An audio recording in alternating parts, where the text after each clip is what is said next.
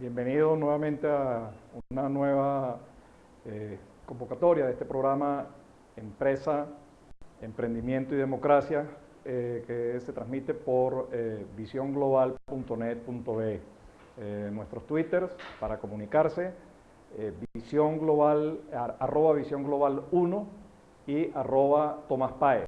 Cualquier pregunta, cualquier comentario. Hemos recibido a través de el Twitter y el Facebook varias preguntas, observaciones, incluso aseveraciones, como por ejemplo, cómo invertir en el país cuando tienes una ley del trabajo como la que tienes, como cuando tienes un control de cambio como el que existe, donde no hay divisas para importar, cómo poder mantener un negocio.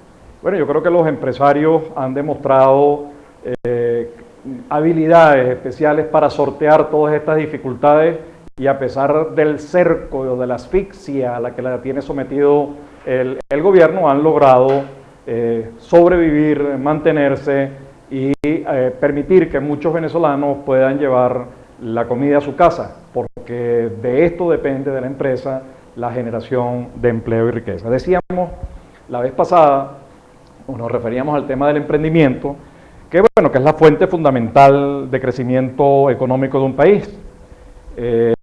Hace muy poco salió el último reporte de competitividad año 2013-14 y la información que tenemos es muy mala para Venezuela. Descendemos nuevamente en los 141 países, 139 países que evalúa el reporte mundial de competitividad. Estamos mal. En lugar de mejorar, lo que hacemos es empeorar, disminuir nuestro crecimiento y convertirnos, en lugar de un país que produce muchas cosas, seguimos siendo un país monoproductor cada vez más exacerbado, porque nuestra fuente de riqueza depende del precio del petróleo, y ojalá y nos sigan destruyendo a la empresa todas estas cosas que han ocurrido recientemente, que es una empresa que sufre accidentes a diario y a veces a varios por día, con accidentes que han costado vidas. Esa empresa es la que sigue generando los recursos del país. Entonces, esperemos que no la destruyan también, porque el tema de Guayana está gravísimo, el tema de PDVSA está gravísimo. No sabemos exactamente cuántos trabajadores tenemos, se estima que son en este momento 170.000, que es una cifra más o menos sorprendente cuando uno ve el nivel la cantidad de barriles que se están produciendo y la cantidad de barriles que se están vendiendo y la cantidad de barriles por las que se está cobrando. Es decir, que aún en circunstancias como las actuales, con unos precios petroleros absolutamente beneficiosos para el país, sin embargo tenemos un déficit en caja, tenemos una situación deficitaria en todo el tema. Pero es que además tenemos dificultades en el sector agrícola, tenemos escasa producción y necesitamos entonces revertir esto. ¿Y cómo lo revertimos? Impulsando el emprendimiento, impulsando la capacidad emprendedora del país, que contrasta con los empresarios sanguijuela o los empresarios chupasangre, esos empresarios de lucro sin fines, que lo que les interesa es agarrar algunos recursillos para hacer una importación rápida de leche o de café o de lo que fuere, bueno, eso obviamente plantea problemas para el país. Ese emprendimiento que necesitamos impulsar requiere un conjunto de condiciones. Cuando decíamos que habíamos descendido en el reporte mundial de competitividad, quería mostrarles la transparencia, las láminas, pero algo ha pasado con la luz. No ha habido un apagón todavía. Esos dos apagones son los que normalmente tenemos en el país, que son unas cosas sorprendentes, con todas las consecuencias económicas, sociales, personales que eso genera. Ese emprendedor que es distinto al empresario sanguijuela, que es el que tiene un compinche, un enchufado dentro del gobierno, que logra entonces hacer una importación rápida, que juegan pis y corre rapidísimo para hacer unos realillos, aprovechándose de las necesidades de la gente y aprovechándose de los contactos. Nosotros necesitamos avanzar en la creación de capacidad emprendedora. Pero eso necesita hacer transformaciones que difícilmente podamos hacer con el actual régimen, en las actuales circunstancias, con las actuales políticas. Recuerden, en el primer programa hacíamos referencia a ese marco legal, a la ley de Indepavis, el LOPSIMAT, la ONA, las 6 leyes vinculadas a los consejos comunales, etcétera, etcétera. Todo ello va progresivamente asfixiando a la empresa y a la inversión privada, y ahí están las consecuencias de la escasez. Entonces necesitamos rápidamente cambiar la situación, cambiar ese marco legal, fortalecer la institucionalidad y desarrollar políticas que promuevan la inversión. ¿Cuáles son esas políticas que promueven la inversión y promueven la innovación y promueven la creatividad y hacen posible que existan emprendimientos sociales, corporativos y empresariales?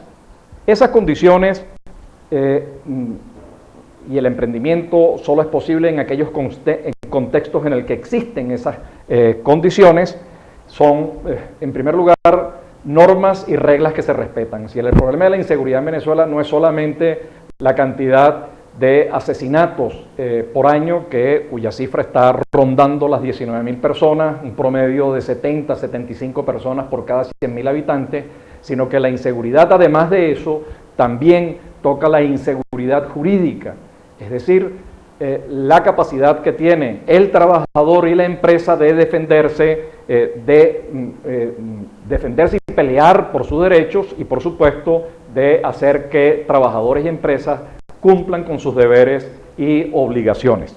Esas normas y reglas son fundamentales para poder trabajar, para poder crear riqueza. Imagínense un partido de béisbol en el que no sean 9 innings y en los que no sean 3 outs, ¿no? Que el juez decida, el árbitro decida, el umpire decida cuántos outs valen por inning o qué es lo que se define como strike de acuerdo a su criterio personal. No, tiene que haber reglas, que es lo que permite establecer el juego, que es lo que permite que todos podamos sentir que tenemos derechos y deberes que cumplir. Un segundo gran ámbito que necesitamos es el de la paz y la confianza. Si hay algo que ahuyenta a la inversión, que ahuyenta al emprendedor, es la existencia de un clima de conflicto. Con Sendero Luminoso en Perú, o que más bien sería el Sendero del Oscurantismo en Perú, y el Tupac Amaru, que eran las bandas armadas en Perú, hubo aproximadamente en unos 5 o 6 años 70.000 muertos. En Colombia, con las bandas armadas de la FARC y el ELN y el narcotráfico, que es más o menos lo mismo todo eso junto, estamos hablando de 200 y tantos mil muertos. En el caso nuestro tenemos en pocos años cerca de 200.000 muertos. Es decir, que eso indica que estamos, sin decirlo, estamos casi en una guerra civil.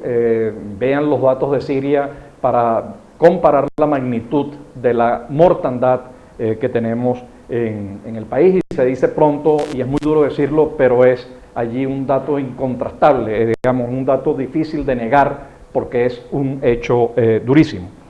Y eso nos vincula con otro tema fundamental, que es los derechos humanos, el derecho a tener propiedad, el derecho a expresarse, el derecho a opinar, el derecho a pensar diferente, porque una sociedad es un hecho plural. Afortunadamente somos distintos, pensamos distintos, y es allí donde se genera conocimiento, donde se genera información, donde se enriquece una sociedad. Triste es cuando a una sociedad le imponen una forma de pensar, una forma de decir las cosas, una forma de expresarse o una forma de vestir, o incluso un color. Eso lo tenía las camisas pardas o las camisas negras de Mussolini, que en el caso nuestro son los camisas rojas. Pues, ¿no? Digamos que cuando se intenta imponer una forma mejor de hacer las cosas, o porque alguien cree que es mejor, porque alguien piensa que es mejor, estamos negando los derechos de todos los ciudadanos a tener, a poder ejercer sus derechos humanos fundamentales, tanto los de primera generación como los de segunda generación. La libertad de pensar, de opinar, pero además el derecho fundamental es el derecho de propiedad, porque es el derecho sobre sí mismo, es el derecho a decidir qué hacer uno con su vida, qué escoger, qué profesión, dónde vivir, etcétera, y qué es lo que importa o no importa. La otra arista de la libertad es no solo la expresión y la opinión, sino el acceso a la información. Nosotros no sabemos exactamente cuál es la deuda y cuál es la situación de Guayana. Incluso cuando algún periodista como Damián Prat, que ha hecho un trabajo excepcional en Guayana levantando información, lo acusan, en lugar de buscar fórmulas de responder seriamente, se transforma en una acusación. Entonces, los datos que hay en Guayana son preocupantes, pero los datos en el sector agrícola no son menos preocupantes, los datos de la pequeña industria no son altamente preocupantes, y lo que tenemos que ver es que tenemos un campo minado en el proceso de reconstrucción del país. Necesitamos generar confianza, acceso a la información, porque cuando tengamos acceso a la información vamos a poder ver de qué estamos hablando, cómo se gastó la plata, cómo se fueron los recursos. Se calcula que ahorita se fueron 200.000 millones de dólares por lo menos por los caminos verdes, a pesar de que tenemos 15 leyes, o yo no sé cuántas versiones de la ley de ilícitos cambiarios, y tenemos el juego trancado. La diferencia entre el dólar de mercado y el dólar oficial es una cosa abismal que todo el mundo conoce, pero que nadie puede decir. Un emprendedor necesita moverse en libertad y democracia, porque él necesita decidir dónde invertir y cómo invertir. Invertir en el sector textil, o en el de las nuevas tecnologías, o en el de las ingenierías, o en el de la nanotecnología, pero él necesita libertad. Una condición fundamental es esa, no cuando alguien me impone qué es lo que se considera importante. Cuando el gobierno dice lo que se considera estratégico, bueno, depende de para quién. Hay cosas que pueden ser estratégicas o no. Entonces, pensemos bien que impulsar una política que facilite el emprendimiento, que lo promueva, requiere crear un contexto de respeto absoluto a la democracia y a las libertades humanas, y por supuesto el reconocimiento a la propiedad. Y no son solo palabras, tienen que ser hechos, ¿no? El camino al infierno está empedrado de excelentes intenciones, y hechos son amores y no buenas razones. Necesitamos entonces pasar de esa cosa horrible que está ocurriendo en el país, que son las expropiaciones y las confiscaciones por distintas razones de cosas además insólitas, de empresas que están funcionando o que han estado funcionando bien. Se producen expropiaciones y se producen confiscaciones, de manera que eso genera un temor en el inversionista. Dice, bueno, ¿cómo voy a invertir yo si tengo un gobierno que mañana me puede expropiar, o si tengo un gobierno que mañana puede confiscar? Bueno, porque depende del humor con el que amanezca el gobierno, me confisca o no la propiedad. En ese contexto es muy difícil que el emprendimiento surja, y es muy difícil que además surja el emprendimiento formal. Esto lo que hace es estimular el emprendimiento informal, que eso en sí mismo es un mecanismo de creación de democracia, pero en todo caso, si nosotros tuviésemos un marco adecuado, estaríamos potenciando de manera enorme algo que tenemos que potenciar.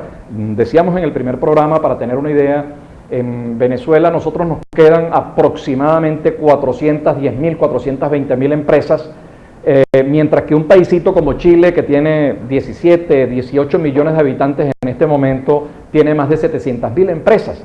Es decir, que el esfuerzo que tenemos que hacer y las necesidades de creación de empresas son muy grandes y por eso la necesidad de impulsar el emprendimiento, ¿no? Hay toda una discusión sobre los emprendedores. Hay unos que dicen que hay emprendedores por necesidad y otros que lo hacen por oportunidad. Y de alguna manera eso lleva a otra clasificación que son los emprendedores de verdad, que serían los que lo hacen por oportunidad porque están pensando en nuevos negocios, versus aquellos que lo hacen por necesidad, que no serían exactamente emprendedores, sino que serían más o menos trabajadores por cuenta propia, etcétera, ¿no? Nosotros creemos que frente a esa aseveración, bueno, hay que andar con mucho cuidado, porque hay mucha gente que lo necesita o que tiene necesidad, que quedó desempleado, por ejemplo. Estoy pensando ahorita en un país con enormes dificultades en este momento como España, que tiene más de 5 millones de desempleados, y eso no se transforma necesariamente en creación de nuevas empresas. Es decir, la necesidad no lleva automáticamente a alguien a crear una empresa.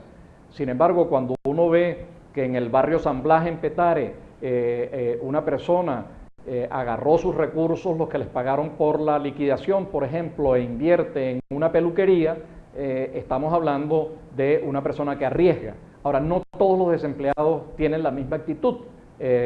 Entonces, para nosotros esta discusión entre por necesidad o por oportunidad, creo que no contribuye mucho a entender el problema y más bien lo que hace es crear unas fronteras que son más o menos ficticias, digamos. ¿Cómo hacer?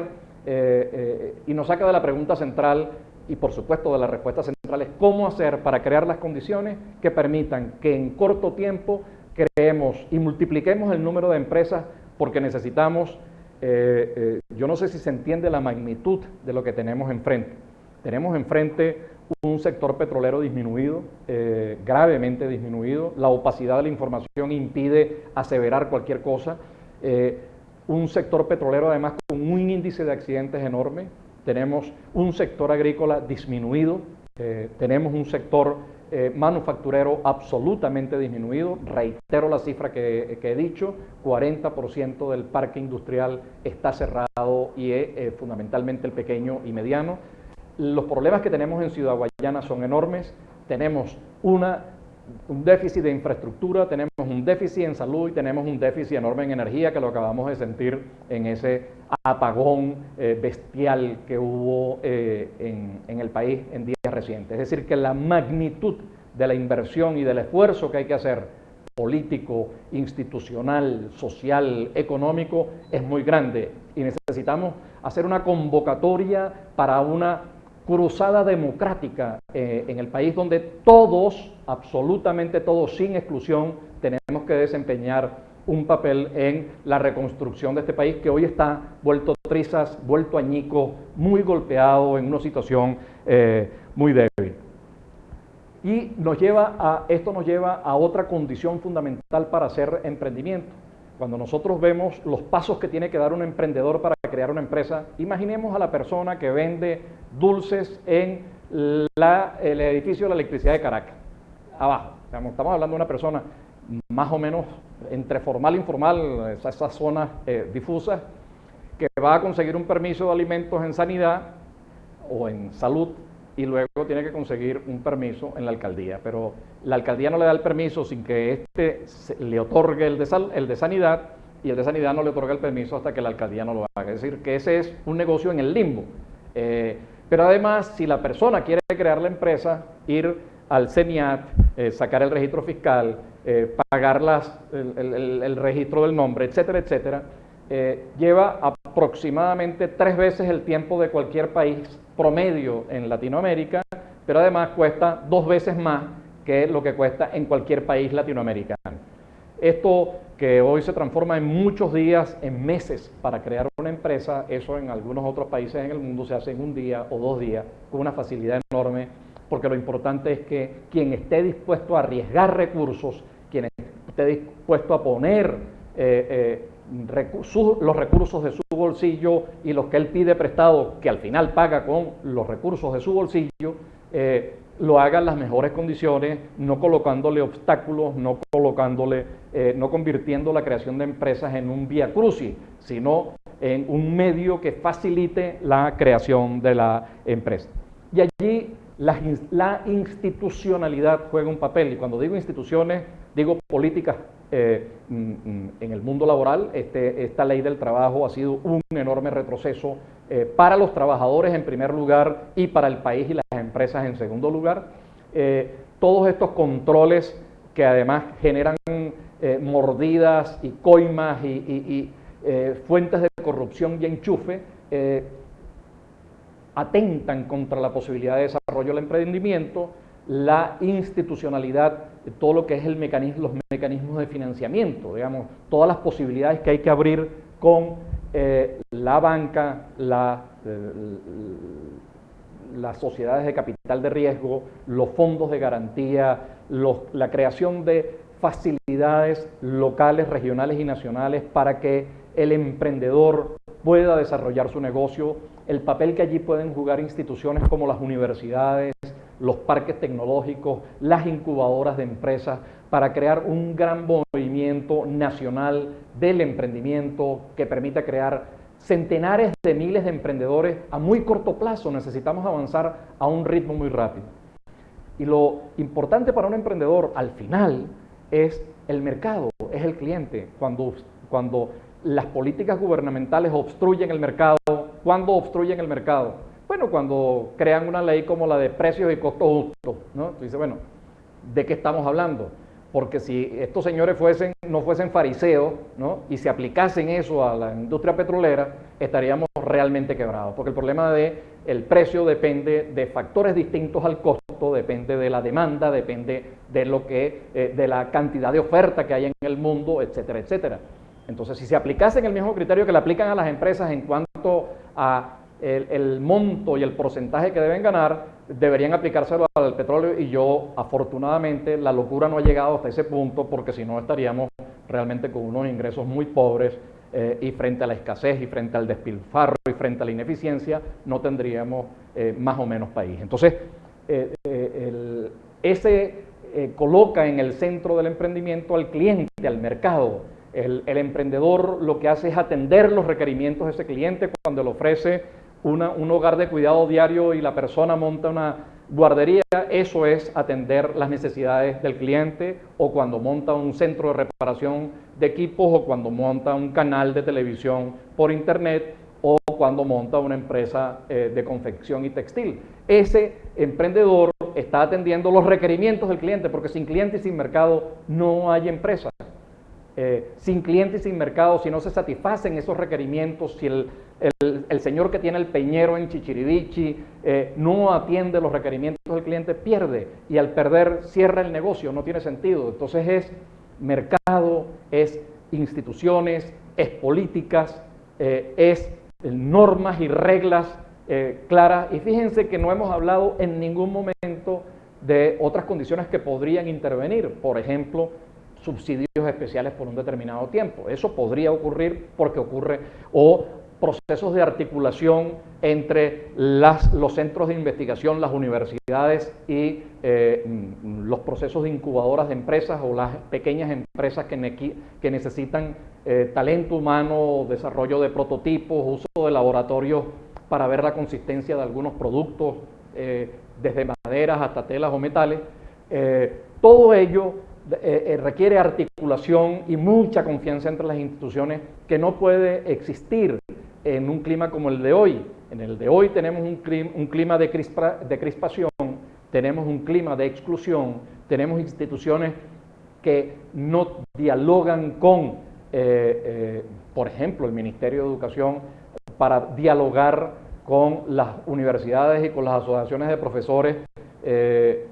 Ha tenido que llegar la universidad a producir una huelga, un paro nacional, para que el ministerio por fin esté dispuesto a aceptar. Esto es insólito, digamos, esto en un país serio no ocurre. Necesitamos aceptar que tenemos diferencias, que somos plurales, radicales, que pensamos distinto, que tenemos intereses diversos, pero que podemos resolverlos de manera decente, de manera con diálogo, con discusión, con consensos, con acuerdos, con confianza, porque de lo contrario vamos a desaprovechar a una parte del país.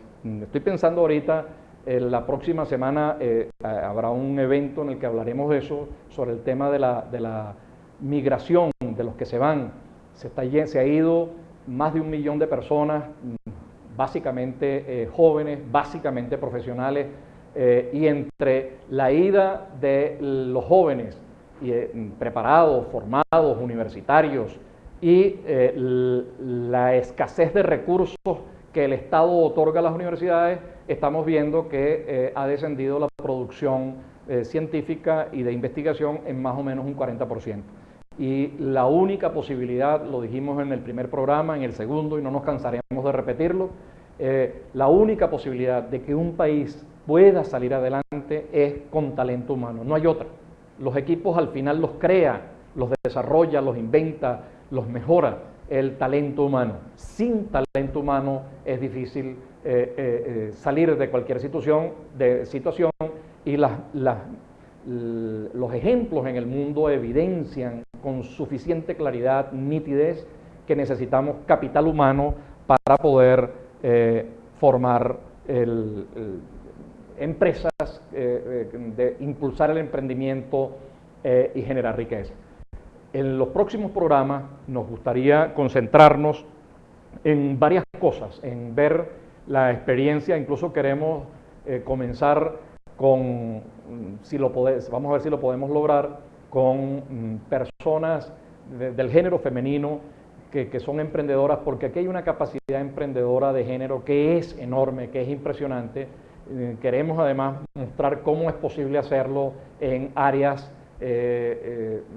como la moda, como la creación, como el diseño, para mostrar que sí es posible tener una Venezuela mejor, una Venezuela emprendedora, que tenemos además muchísimos haciendo muchísimas cosas a pesar de la oposición del gobierno, a pesar de los frenos, de los obstáculos, de las piedras que coloca el gobierno en el camino. Bueno, aprovechamos entonces para invitarlos para la próxima semana al siguiente programa e iremos dando respuesta a algunas de las inquietudes que nos han planteado por Facebook y Twitter. Recuerden, el Twitter Visión Global 1, @Visión Global 1, y el Twitter personal, @Tomás Páez. Cualquier comentario, desacuerdo, crítica, opinión será bien recibida. Muchas gracias y nos vemos en la próxima sesión.